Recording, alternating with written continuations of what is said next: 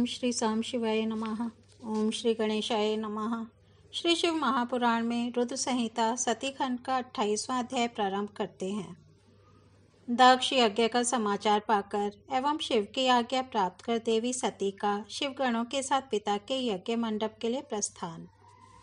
ब्रह्मा जी बोले, हे नारद, जब देवता तथा ऋषिगण बड़े उत्साह के साथ दक्ष के यज्ञ में जा रहे थे, उसी समय दक्ष कन्या देवी सती गंध मादन पर्वत पर चंदोवे से युक्त धारागृह में सखियों से घिरी हुई अनेक प्रकार की क्रीड़ाएं कर रही थी। प्रसन्नतापूर्वक क्रीड़ा में लगी हुई देवी सती ने उस समय चंद्रमा के साथ दक्ष यज्ञ में जाती हुई रोहिणी को देखा और शीघ्र ही उससे पूछवाया। उन्हें देखकर सती जी अपनी हितकारिणी, प्राण प्यारी, सौभाग्यशालिनी, प्रिय तथा श्रेष्ठ सखी विजया से बोली। सती बोली, हे सखियों में श्रेष्ठ, हे मेरी प्राण प्रिय, हे विजय, जल्दी जाकर पूछो कि ये चंद्रदेव रोहिणी के साथ कहाँ जा रहे हैं। ब्रह्मा जी बोले। सती के इस प्रकार कहने पर विजया ने तुरंत उनके पास जाकर यथोचित रूप से उन चंद्रमा से पूछा कि आप कहाँ जा रहे हैं। विजया की बात सुनकर चंद्रदेव ने अपनी यात्रा का उद्देश्य आदरपूर्वक बताया और उन्होंने दक्ष के यहाँ होने वाला यज्ञ महोत्सव का सारा वृत्तांत कहा। वह सब सुनकर विजया बड़ी उत्वाली के साथ देवी जी के पास आई और चंद्रमा ने जो कहा था वह सब सती से कह दिया। उसे सुनकर सती कालिका देवी को बड़ा आश्चर्य हुआ। सोचने विचारने पर भी अपने यहाँ सूचना न मिलने का कारण न समझ पाने पर वे मन में सोचने लगी। दक्ष मेरे पिता हैं, वीरिणी मेरी माता हैं और मैं उनकी प्रिय कन्या हूँ, परंतु उन्होंने यज्ञ में मुझे नहीं बुलाया। वे कैसे भूल गए और निमंत्रण क्यों नहीं भेजा? मैं इसका कारण आदरपूर्वक शंकर जी से पूछूं। ऐसा विचार कर सती ने शंकर जी के पास जाने का निश्चय किया। इसके अनंतर दक्षपुत्री देवी सती अपनी प्रिय सखी विजया को वहीं बैठाकर शिवजी के पास शीघ्र गईं। उन्होंने शिवजी को सभा के मध्य में अनेक गणों, नंदी आदि महावीरों तथा प्रमुख योद्धपतियों के साथ बैठे हुए देखा। वे अपने पति सदाशिव ईशान को देखकर उस कारण को पूछने के लिए शीघ्र उनके पास पहुंच गए। शिवजी ने बड़े प्रेम से प्रिया सती को अपनी गोद में बैठाया और बड़े आदर के साथ उन्हें अपने वचनों से प्रसन्न किया। इसके बाद महालीला करने वाले तथा सज्जनों को सुख देने वाले सर्वेश्वर शंकर, जो गणों के मध्य में विराजमान थे, सती से शीघ्र कहने लगे। शिवजी बोले, तुम इस सभा के मध्य में आश्चर्यचकित होकर क्यों आई हो? हे सुंदर कटि प्रदेश वाली, तुम इसका कारण प्रेम पूर्वक शीघ्र बताओ। ब्रह्मा जी बोले, हे मुनीश्वर, शिवजी ने जब सती से इस प्रकार कहा तो वे शिवा हाथ जोड़कर प्रणाम करके प्रभु से कहने लगी। सती बोली, हे प्रभु, मैंने सुना है कि मेरे पिताजी के यहाँ कोई बड़ा यज्ञ हो रहा है। उसमें महान उत्सव होगा और वहाँ देवता तथा ऋषि एकत्रित हुए हैं। हे देव देवेश्वर, पिताजी के उस महान यज्ञ में जाना आपको अच्छा क्यों नहीं लगा? हे प्रभु, जो भी कारण हो वह सब बताइए। महादेव, सुहृदों का यह धर्म है कि सुहृदों के साथ अच्छी संगति करके रहें। मित्रलोग प्रेम को बढ़ाने वाली इस प्रकार की संगति को करते रहते हैं। इसलिए हे प्रभु, हे स्वामिन, आप मेरी प्रार्थना से मेरे साथ पिताजी के यज्ञ मंडप में अवश्य चलिए। ब्रह्मा जी बोले। सती के इस वचन को सुनकर दक्ष के वाग बाणों से बिंधे हुए हृदय वाले देव महेश्वर मधुर वचन में कहने लगे। महेश्वर बोले, हे देवी, तुम्हारे पिता दक्ष मेरे विशेष द्रोही हो गए हैं। जो प्रमुख देवता, ऋषि तथा अन्य लोग अभिमानी, मूढ़ और ज्ञान शून्य हैं, वे ही तुम्हारे पिता के यज्ञ में गए हुए हैं। हे देवी, जो लोग बिना बुलाए दूसरे के घर जाते हैं वे वहाँ अनादर ही पाते हैं, जो मृत्यु से भी बढ़कर होता है। चाहे वे इंद्र ही क्यों ना हो, बिना बुलाए दूसरे के घर जाने पर लघुता ही प्राप्त होगी और फिर दूसरे की बात ही क्या। ऐसी यात्रा अनर्थ का कारण बन जाती है। इसलिए तुमको और मुझको तो विशेष रूप से दक्ष के यज्ञ में नहीं जाना चाहिए। हे प्रिय, यह मैंने सत्य कहा है। मनुष्य अपने शत्रुओं के बाण से घायल होकर उतना व्यथित नहीं होता जितना अपने संबंधियों के निंदायुक्त वचनों से दुखी होता है।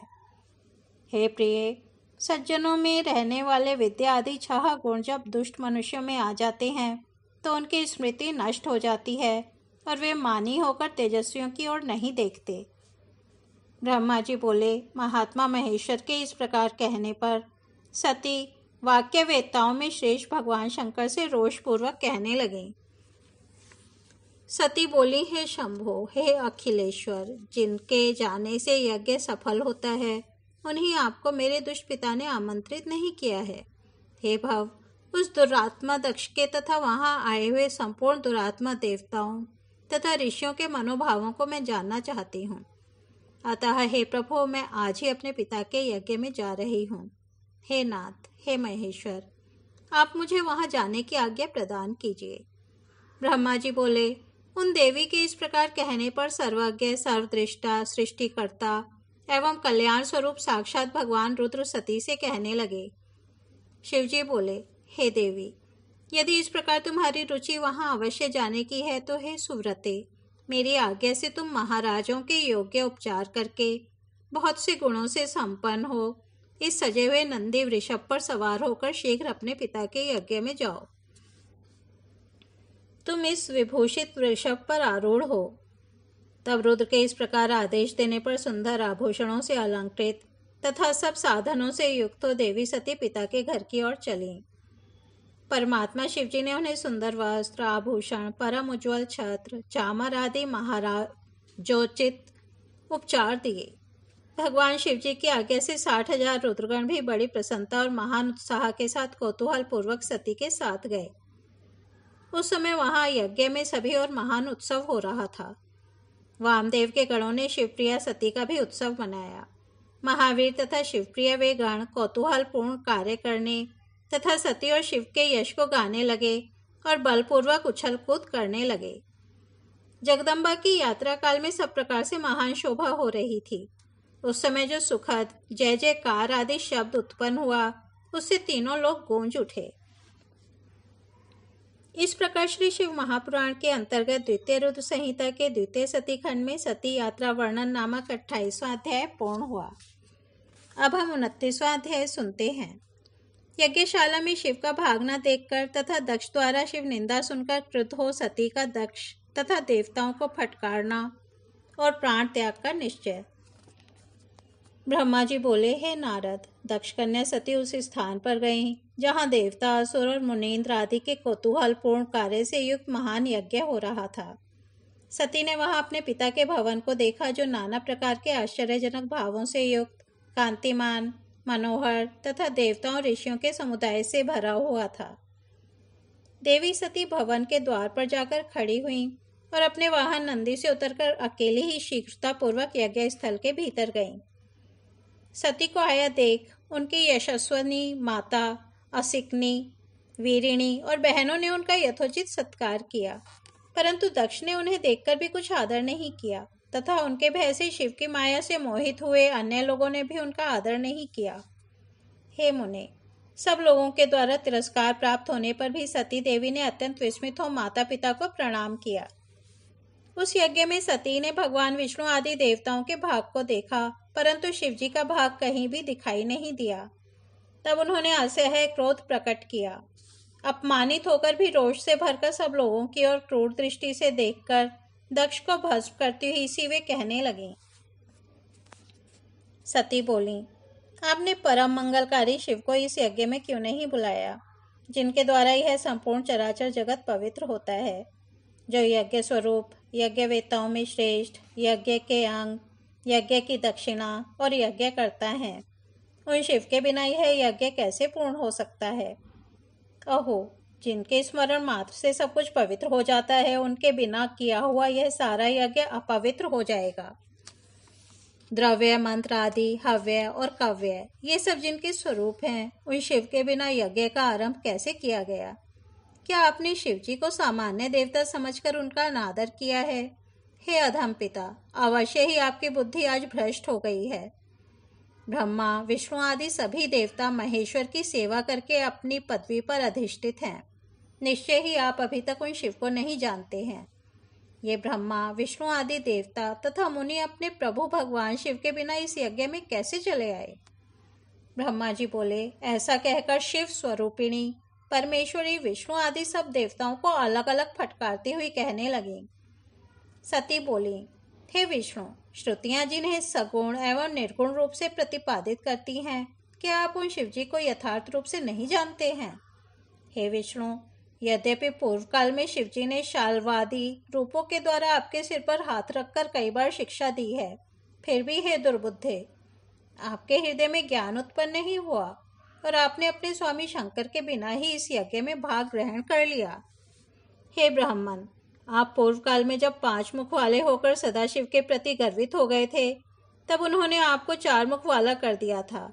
आप उन्हें भूल गए, यह तो आश्चर्य है। हे इंद्र, क्या आप शंकर के पराक्रम को नहीं जानते?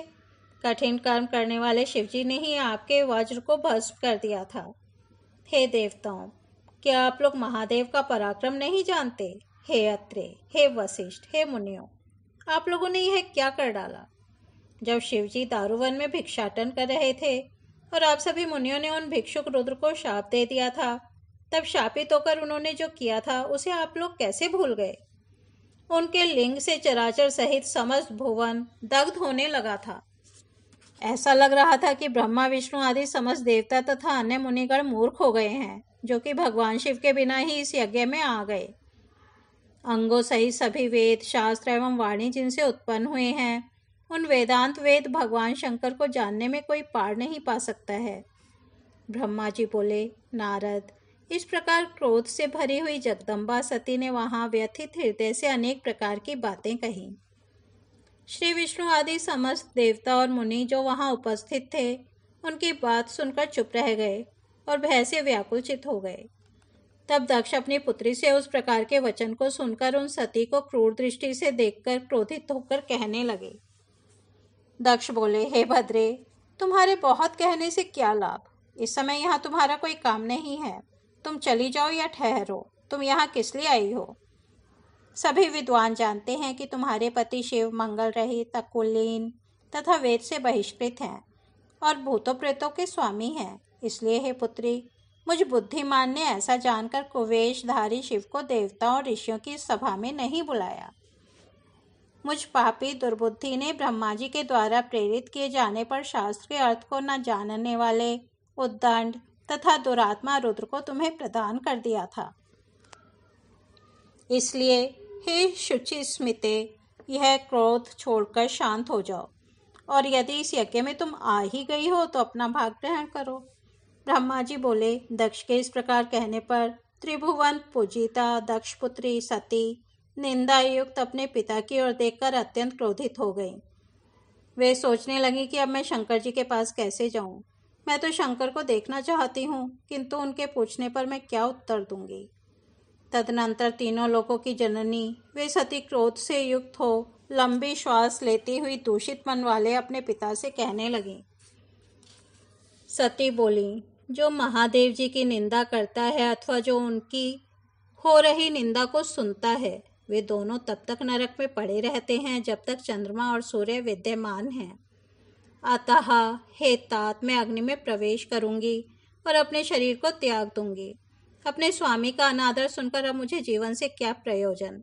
शिव निंदा सुनने वाला व्यक्ति यदि समर्थ हो तो वह स्वयं विशेष यत्न करके शंभु की निंदा करने वाले की जीभ को बलपूर्वक काट डाले, तभी वह शिव निंदा श्रवण के पाप से शुद्ध हो सकता है। इसमें संशय नहीं है। यदि मनुष्य कुछ प्रतिकार कर सकने में असमर्थ हो तो बुद्धिमान पुरुष को चाहिए कि वह दोनों कान बंद करके वहां से चला जाए, तब वह पाप से शुद्ध हो सकता है। ऐसा श्रेष्ठ विद्वान कहते हैं। ब्रह्मा जी बोले, इस प्रकार धर्मनीति कहकर वे सती पश्चाताप करने लगी और उन्होंने व्यथित चित्त से भगवान शंकर के वचन का स्मरण किया। तदनंतर सती ने अत्यंत कुपित हो दक्ष तथा उन विष्णु आदि समस्त देवताओं और मुनियों से भी निडर होकर कहा। सती बोली, हे तात, आप शंकर के निंदक हैं, अतः आपको पश्चाताप करना पड़ेगा। इस लोक में महान दुख भोगकर अंत में आपको यातना भोगनी पड़ेगी। इस लोक में जिन परमात्मा का ना कोई प्रिय है ना अप्रिय है, उन द्वेष रहित शिव के साथ आपके अतिरिक्त दूसरा कौन वैर कर सकता है। जो दुष्ट लोग हैं वे सदा ईर्ष्यापूर्वक यदि महापुरुषों की निंदा करें तो उनके लिए यह कोई आश्चर्य की बात नहीं है। परंतु जो महात्माओं के चरणों की रज से अपने अज्ञान अंधकार को दूर कर चुके हैं, उन्हें महापुरुषों की निंदा शोभा नहीं देती। जिनका शिव यह 2 अक्षरों का नाम कभी बातचीत के प्रसंग से मनुष्यों की वाणी द्वारा एक बार उच्चारित हो जाए तो वह संपूर्ण पाप राशि को शीघ्र ही नष्ट कर देता है। अहो, खल स्वरूप आप शिव से विपरीत होकर उन पवित्र कीर्ति वाले निर्मल अलंघ्य शासन वाले सर्वेश्वर शिव से द्वेष करते हैं। महापुरुषों के मनरूपी मधुकर ब्रह्मानंदमय रस का पान करने की इच्छा से जिनके सर्वार्थदायक चरण कमलों का निरंतर सेवन किया करते हैं और जो शिव संसार के लोगों पर शीघ्र ही आदरपूर्वक मनोरथों की वर्षा करते हैं, सबके बंधु उन्हीं महादेव से आप मूर्खतावश द्रोह करते हैं। जिन शिव को आप अशिव बताते हैं, उन्हें क्या आपके सिवा दूसरे विद्वान नहीं जानते? ब्रह्मा आदि देवता, सनक आदि मुनि तथा अन्य ज्ञानी क्या उनके स्वरूप को नहीं समझते? उदार बुद्धि भगवान शिव जटा फैलाए, कपाल धारण किए शमशान में भूतों के साथ प्रसन्नता पूर्वक रहते हैं तथा भस्म एवं नरमुंडों की माला धारण करते हैं। इस बात को जानकर भी जो मुनि और देवता उनके चरणों से गिरे निर्माल्य को बड़े आदर के साथ अपने मस्तक पर चढ़ाते हैं, इसका क्या कारण है? यही कि वे भगवान शिव ही साक्षात परमेश्वर हैं। वेदों में प्रवृत्त तथा निवृत्त ये 2 प्रकार के कर्म बताए गए हैं, जिनका विद्वानों को विवेकपूर्वक विचार करना चाहिए। ये दोनों ही कर्म परस्पर विरुद्ध गति वाले हैं, अतः एक कर्ता के द्वारा इनका साथ साथ अनुष्ठान नहीं किया जा सकता। भगवान शिव तो साक्षात परब्रह्म हैं, अतः उनमें इन दोनों ही कर्मों की गति नहीं है, अतः वे इन दोनों ही कर्मों से परतंत्र नहीं हैं। हे पितः, जो योगेश्वर्य अर्थात अणिमा आदि सिद्धियां हमें सर्वदा प्राप्त हैं, वे आपको प्राप्त नहीं हैं। आपकी यज्ञशालाओं में आयोजित होने वाले तथा धूम मार्ग को प्रदान करने वाले प्रवृत्ति मार्गीय कर्मों का हम त्याग कर चुके हैं। हमारा ऐश्वर्य अव्यक्त है तथा ब्रह्मवेता पुरुषों के द्वारा निरंतर सेवित है। हे तात, आप विपरीत बुद्धि वाले हैं, अतः आपको अभिमान नहीं करना चाहिए। अधिक कहने से क्या लाभ? आप दुष्ट हृदय हैं और आपकी बुद्धि सर्वथा दूषित हो चुकी है, अतः आपसे उत्पन्न हुए शरीर से मेरा कुछ भी प्रयोजन नहीं रहा। उस दुष्ट व्यक्ति के जन्म को धिक्कार है जो महापुरुषों के प्रति अपराध करने वाला है। विद्वान पुरुष को चाहिए कि ऐसे संबंध का विशेष रूप से त्याग कर दे। जिस समय भगवान शिव आपके गोत्र का उच्चारण करते हुए मुझे दाक्षायणी कहेंगे, उस समय मेरा मन सहसा अत्यंत दुखी हो जाएगा। इसलिए आपके अंग से उत्पन्न हुए शवतुल्य घृणित इस शरीर को इस समय मैं अवश्य ही त्याग दूंगी और ऐसा करके सुखी हो जाऊंगी। हे देवताओं और मुनियों, आप सब लोग मेरी बात सुने। दूषित मन वाले आप लोगों का यह कर्म सर्वथा अनुचित है। आप सब लोग मूढ़ हैं, क्योंकि शिवजी की निंदा और कलह आप लोगों को प्रिय है। अतः भगवान हर से सभी को इस कुकर्म का निश्चय ही पूरा पूरा दंड मिलेगा। ब्रह्मा जी बोले, हे नारद, उस यज्ञ में दक्ष से तथा देवताओं से ऐसा कहकर सती देवी चुप हो गईं और मन ही मन अपने प्राण वल्लभ शंभू का स्मरण करने लगी। इस प्रकार श्री शिव महापुराण के अंतर्गत द्वितीय रुद्र संहिता के द्वितीय सती खंड में सती का वाक्य वर्णन नामक 29वां अध्याय पूर्ण हुआ। कल हम 30वां अध्याय सुनेंगे। तब तक यहीं विराम देते हैं। ओम नमः शिवाय।